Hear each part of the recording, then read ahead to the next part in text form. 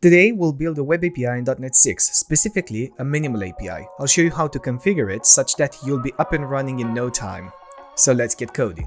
For this tutorial, we'll need a couple of things first: Visual Studio 2022 and .NET 6. Though Visual Studio is not compulsory, you can build this minimal API in any text editor or IDE of your preference. However, I am going to be using .NET 6 and Visual Studio 2022, so for that reason I'll show you where to download them from as part of this video.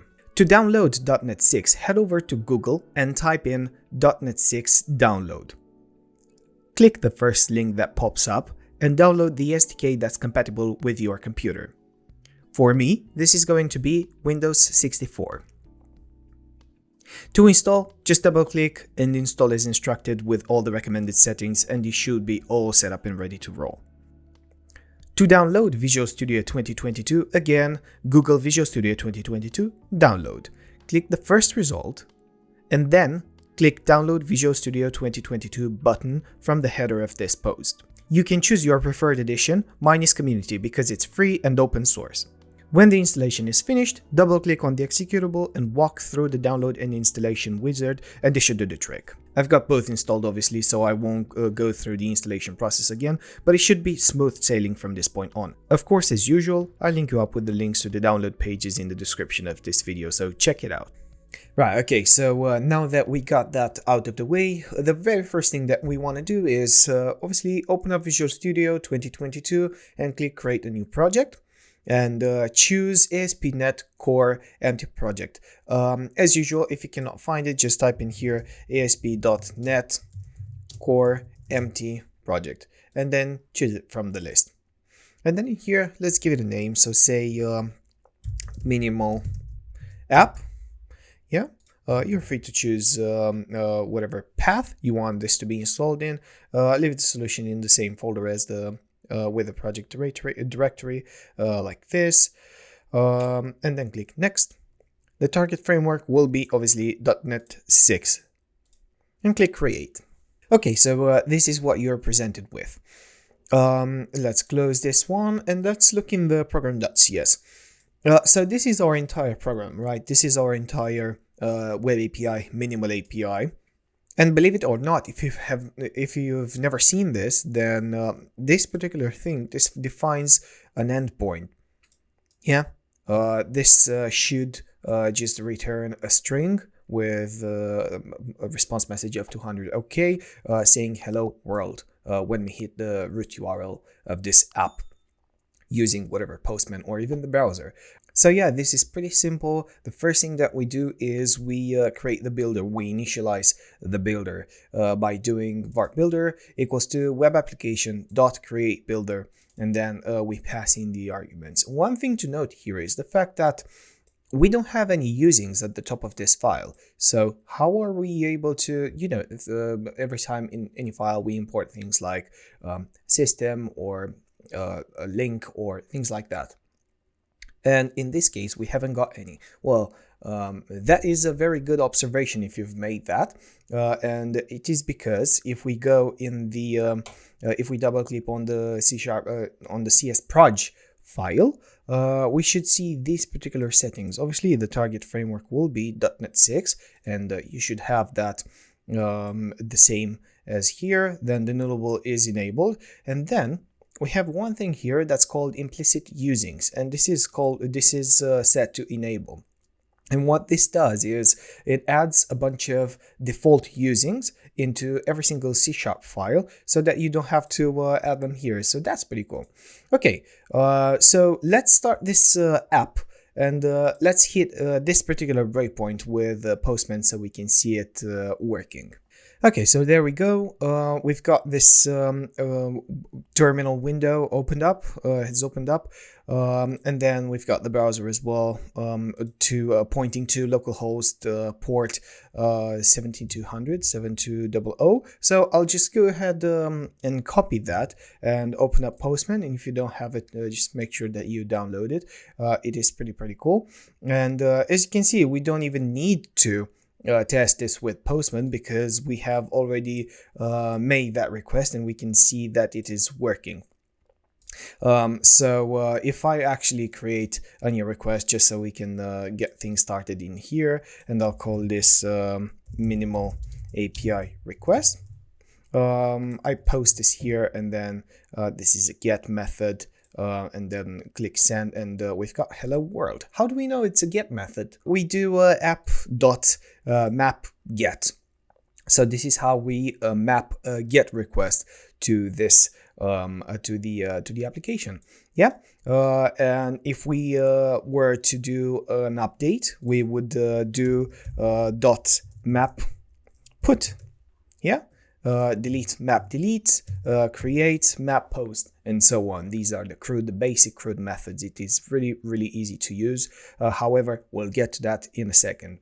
But the first thing that I would like to do is to add a model folder to hold our models. And in this particular tutorial, we'll have just one model to store the coffees, a coffee object. Yeah, because we'll make this so that it will show a list of coffees. So that we'll be doing this API to show a list of coffees and to be able to update some entries, to delete some of them if we don't want them anymore, and so on. All in this program.cs file. So let's start. Right click on the project file and then add new folder. And let's call this, well, let's start the app first, okay? And let's rename this, and let's call it models. So right click and then add new class, and this class will be called coffee model. Okay. And then in here, we've got a couple of, well, not a couple, but three, so just a few properties. So the first one, if you type in PORP and double tab, this will be an ID. And then the second one will be the title, so a nullable string called title. And then the third one will be a description. So pretty simple model, nothing fancy here, nothing out of the ordinary. Okay. If you enjoyed this video so far, hit that like button so that this video can spread to as many people as possible. I would really appreciate it. So the next thing that we want to do is create a repository, and this would be some sort of like a database access simulation class. So we don't want to create a SQL Server database or an in-memory database.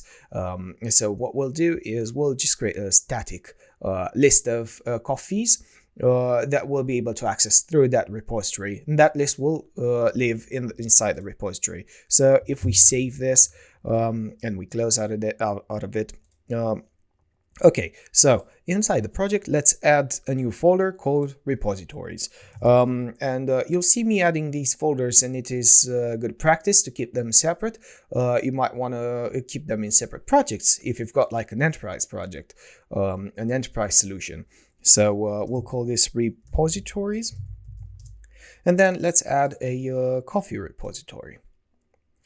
So this would be a class. Call this coffee repository. And that's it. So I have already created a list of coffees that I'm going to paste in here. So let's make this static to begin with, and then let's import the coffee model namespace, the models namespace. And in here, all that we have, let me take these out. All that we have is just 5 coffees that we've defined, and obviously we haven't got a definition for the name, and that is because instead of name I decided to call it title. But let's quickly change this. Is literally no sweat, so the errors should disappear. So I've got a list of 5 coffees for you, and then we've got affogato, americano, latte, mocha, and cappuccino, and a small description. I took this from a website off the internet. Okay, so once we're done with these, the next thing that we want to do is add a service that will allow us to expose this data, this simulated database records to our API. So let's close this, open up the Solution Explorer. Yeah, and then let's add, as you guessed probably already, a new folder called services. Yeah, and then in here, let's add an interface as well, because it is really nice to add interfaces so that the app is maintainable, and this particular service can be testable through an interface. So if we go right click on the services folder, add new item, and let's choose an interface, and let's call this iCoffee service. The name of the interface starts with an I to signify the fact that this is an interface, so it's not got the same name as the implementation class. Okay, so in here we basically need 5 methods. One to create a coffee, so the basic CRUD methods, which is create, read, update, and delete. So in this case, we'll need a create method, we'll need a get and the list method for the read part, we'll need an update method for the update part, and a delete one for the delete. So let's do that right now. So public coffee model, this is going to return a coffee model, the create one. So once we create it, then return back the newly created coffee. Create, and this will obviously take in a coffee model, call it coffee. This is the coffee that's about to be created, double E obviously. And then the next one is get. So I'm just duplicating that for the sake of time. And this is going to return a nullable coffee model, because we are actually requesting for a particular coffee by ID, which is an integer. Actually, let's just put it as lowercase d. So in this case, get me a coffee with where the ID matches the one that I'm passing through, and obviously it's nullable, because if you can't find it, well, it's just going to return null. So we can handle that inside the API endpoints. And then the next one will return a list of coffee models, because this will be called list. So this will be list of coffee models. And obviously this doesn't take any arguments, it's just give me all the coffees that you've got. Then followed by update. So in this case it will take a coffee model, and this is the new version of the coffee that we're updating. Yeah, and this will obviously return again a nullable coffee model, because if the coffee that we're inserting is not actually in the database already, which is our repository, then return null. Last but not least, delete, and this is going to take in an ID, the ID of the coffee that we want to delete, and let's return a boolean. So basically true if the coffee has been successfully deleted, and false if it's not been deleted for whatever reason. Okay, let's hit save, and let us actually create the implementation class. So if we copy the name without the I right click on the services, add, and then a new class, and let's call this coffee service, and let's make this inherit from iCoffee service. And let's press Control that, because this is what basically this is saying is that the implementation class doesn't implement those methods that we've just defined. So if we control dot, if we press control dot and then press enter to implement the interface, we've got Visual Studio creating these methods with obviously throwing the not implemented exception for us. So for the first one, I've got the code already created, because this is not the point of this tutorial to think through the logic of how to create and delete and update records. So I'm just going to paste this in and walk through the logic really quickly. And let's import the repositories namespace. And what I'm doing here, basically, when we call create and we pass in a coffee bottle, let's actually define the ID, because we won't know from the client side what's the ID of the newly created coffee. So then we grab the ID by just doing a count on the list and incrementing that with 1. And then we add that to the list of coffees. And just to remind you, this list of coffees is a list of coffees that we've defined inside the coffee repository static class. Okay, and then after we've done that, if everything went well, then go ahead and return this coffee back to the client. I think it's best if we quickly just reorganize these a bit, just so they can match the order of the CRUD verbs. So this is get, list, and then update, and last will be the delete. Okay, so the next method to implement is the get method, and this is what we'll do. So we attempt to get the coffee by ID, so first or default by ID, and then if the coffee is not found, in other words, if it's null, then return null. Otherwise, return coffee. You could have just went away with returning coffee, and if it was null, then it would have returned null. So in other words, like this. But it's good to do it like that in case, you know, for bigger applications, it will help you to differentiate the conditions from what you're actually returning. Okay, so this is get. Next one on the list is the actual list method, and this is probably the easiest one of all. So this is just returning the entire list of coffees, returning that back to the user. And then following, we have the update method that we need to implement. So that is, we are grabbing a snapshot of the old coffee, and obviously this new coffee should be the name of our argument, because this is the new version of the coffee that we want to update, be that update the title, the name of the coffee, or the description.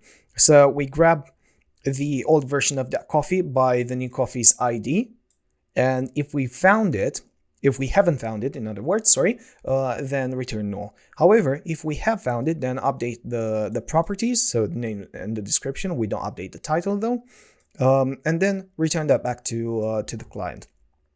Okay, so last but not least is the delete method. So let's just replace this with the code, and the delete is find me the coffee with the requested ID. If it's not found, you know the drill, return null in this case, because it returns a boolean, return false, and then remove that coffee from the list of coffees that we've got. And then if everything went well, then return true. So that is it with, let's actually save, that's it with setting up the service.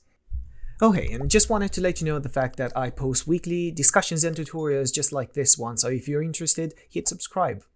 Okay, so last step of this tutorial is to actually set up some endpoints to be able to hit to execute and consume all those methods that we've created, create, updates, delete, list, and whatnot.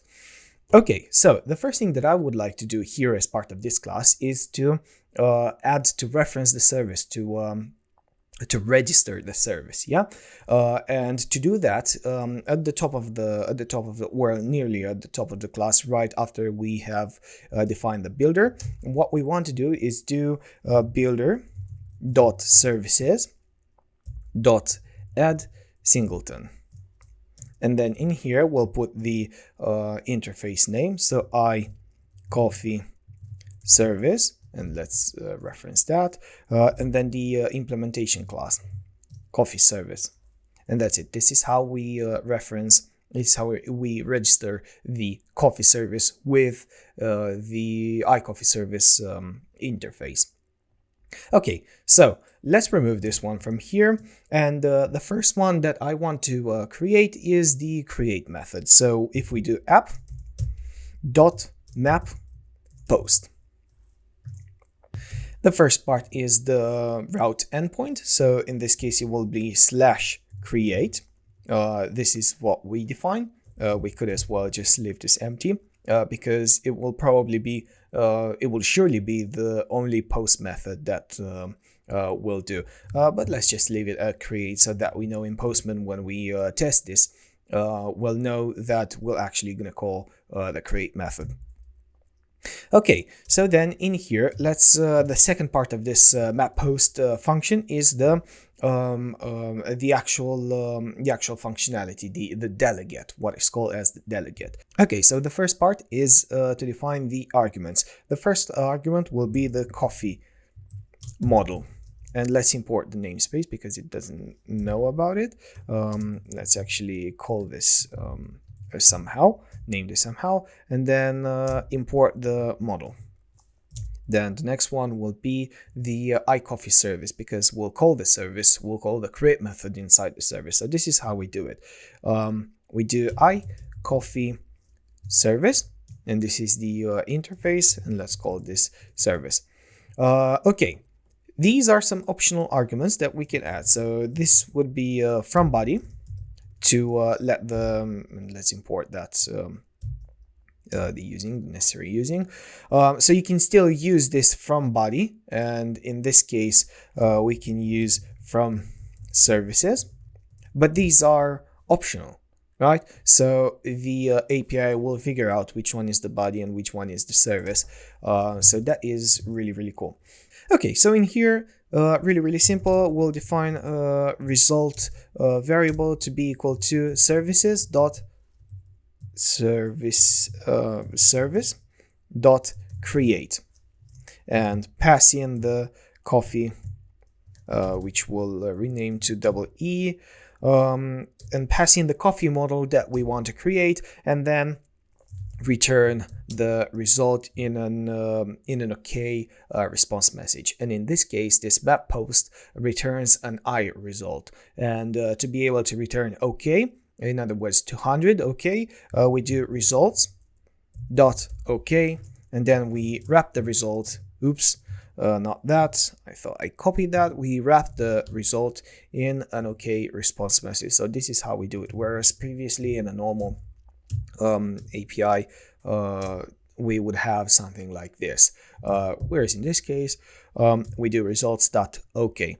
So this is how we call the create method. Next on our list is the get method. So let's actually copy this so it saves us time. Let's call this get, and this is going to be map get. Okay, so in here what we'll do is first we'll get the coffee. We'll attempt obviously to get the coffee from the service, but one thing to do before that is to define the arguments. The service will stay as it is, but then the first part will be the ID of the coffee that we want to get. So this is going to be an int, and call this ID. Okay, so let's define the coffee by doing service.get, and then passing in the ID that's passed in with the request. Right, so in here, let's check if the coffee is not null. Or better yet, if the coffee is null, we can do this inline, then return not found, so results dot not found, with a message saying coffee not found. However, if it is not null, then just return the coffee. Okay, so this is how we've implemented the get method. Okay, third method in this API class is the list method. Let's call this list. This will be, again, a map get. We don't need the first argument because we just want a list of all the coffees that we've got in the database. And then this will call the list method. This will ideally not return any nulls, but if so, it's a server error rather than a better request or not found, and just return the list of coffees. Let's call this coffees. Return that in an OK message. So that's the list, probably the easiest ones of all. Then following, we've got the update. Let's call this /updates. Hey, future Julian here. So past Julian has made a mistake. I'm sure you've noticed it already, but this method on line 35 is supposed to be map put, because that's what we should do for an update method, not map get. So I basically just forgot to change the name of the method. I'll be back to remind you to do the same for the delete method. And then in here, the first argument will be a coffee model called coffee, or better yet, new coffee. This will define an updated coffee object that will be equals to service dot update. Visual Studio already knows what I'm trying to type. So update, new coffee, and then in here let's check if the updated coffee, if the new version of the coffee is no, then let's return a not found message. So results dot not found, saying again coffee not found, because if the object, if the JSON object passed in is malformed and trying to find some entry that doesn't exist in the database, it means that we either are trying to create a coffee or are trying to do something bad to the entries, and we don't want to allow that. So if the coffee is not found by ID, just throw a 404 not found with a message coffee is not found. However, if the coffee is found and we've got a new version of the updated coffee, just return updated coffee. And that's it with the update. And last but not least is the delete method. Delete endpoint. So we have delete right here. Hi, me again.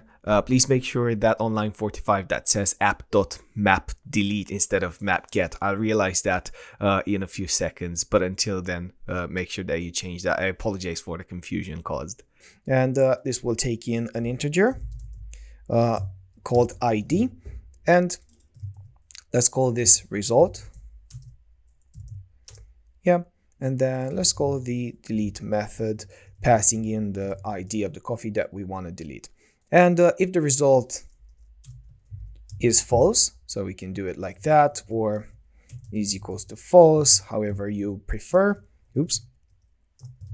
I prefer it like that. Then just return a message saying, I don't know, bad request. Something went wrong. Yeah. However, if everything went well, just return back the result saying true or false. In this case, if it gets to this point, it will return true. One thing that I would like to change though is, and I do apologize for the fact that I've missed, is to change the method types from here. So we'll do, for the update, we'll do map put. And then for the delete, we'll do map delete. This is because I'm copy pasting around quite a lot. So we've got delete for delete method, put for the updates, get for the list, get for get, and post for create. Okay, so this is it with defining our endpoints. So as you can see, we've defined 4 endpoints with however many, not even 50, well, about 55 lines of code, with defining the registering the service as well, with an interface and an implementation class, and with 5 endpoints that are create, get, list, update, and delete. And let's see this in action with Postman. And another thing to point out that's really important, if you ever found yourself in a situation where you start the application and then it just throws an exception right about on one of these endpoints saying that the service could be inferred, however, the model could not, then just go ahead and add from body where the method requires. You shouldn't have this issue. If you do, it means you're doing something wrong. So make sure that you go in the description and check out my code from GitHub. It's free to use, and just compare and contrast with what you've got. But that should do the trick, because both the body and the service and the parameter queries, the query parameters, they should all be inferred with this minimal API. So finally, let's start the app and let's head over to Postman to test these endpoints. First of all, let's add a few breakpoints to every single endpoint that we have defined. So one for the update as well, and obviously we haven't got anything for the root. So I took the liberty of creating one request for each endpoint in particular. One for create, one for get, a list one, an update, and a delete. So for the create one, we're trying to create a brand new coffee. and we're passing in a body that's of type JSON. So this is the content type. That's all that I've done. And put here /create and change this to say post, because this is the method type that we've defined. And then here I defined the name as espresso because we haven't got any coffee in our basic list of coffees that's called espresso, and a random description right here. So let's click send and let's see if we can hit that. And there you go. And this is the new version of this coffee. I'll try to zoom in editing, but this is saying the description that we have defined, an ID of 0 because we didn't define an ID, and a name of espresso. So if we continue, and there you go, the ID of coffee, because we've got 5 coffees and the count is 5 and it's been incremented to say 6. And let's head over to the list and let's get a snapshot of what our list looks like at the moment. So the breakpoint has been hit now.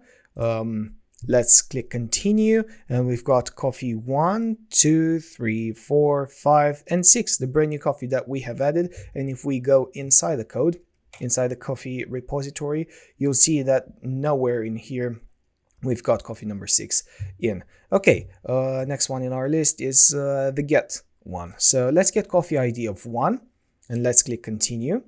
And you'll see that we've got the coffee ID of 1 already in the response section here.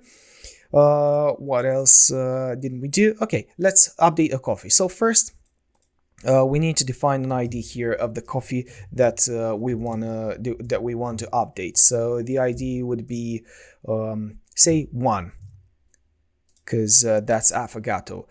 So this is what it looks like. So if we return that new coffee so let's call the get with the ID of 1, which all I've done is I have defined the query parameter here. That's the ID. So let's click send. Let's take out the breakpoint because we won't need that anymore. And let's see, this is what we've got. Yeah, and then let's update that with name updated dash and then the description of updated dash. And let's click save, and we've got a 405 method not allowed. And let's see why that is. That was pretty easy. So it was the fact that the method was left as get. Okay, so if I define that as put, because that's what we defined it as, and as you can see, we're able to hit that breakpoint. Let's take this list one out. Let's click continue, and let's see what we've got. So we were able to find the coffee, and this is the updated coffee. And if you don't believe me, let's run the get again, and let's see. As you can see, the updated name of the coffee. Let's run the list again and let's see what we've got. So as you can see, coffee ID number 1 is updated. Coffee 6 is still here, but let's delete it. Yeah, so let's run the delete with the method type of delete, and let's click send. And this hit the breakpoint as per usual, and then true. So all successful. Let's grab the list again, and boom, we haven't got coffee 6 anymore. Right, so that's it for today's tutorial. It's really important to secure your API, so head over to this video right here where we'll add JWT token authentication and authorization to a .NET Core Web API. Until next time, stay safe.